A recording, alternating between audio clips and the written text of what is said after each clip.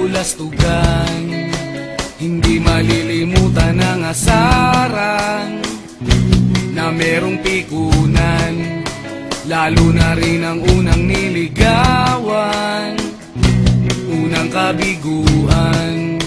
At dyan nasiseryoso ang usapan, ang pagdadamayan ng tunay at tapat na kaibigan. Kung mga buwan, kaibigan namang maaasahan.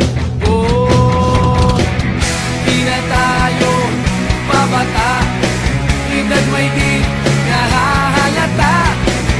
Sa mga trip unti-unti na tayo nagsasawa.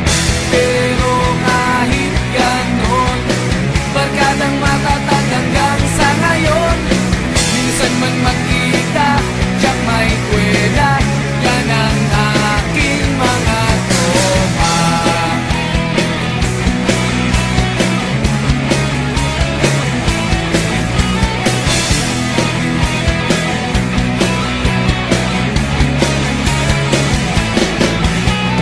Inuman na pang magdamagan, minsan inaabot pa ng ayaan, na kung saan-saan, na para bang walang kinabukasan at kahantungan. At dyan nasiseryoso ang usapan, ang pagpapayuhan ng tunay at tapat na kaibigan. Kung mga baliw,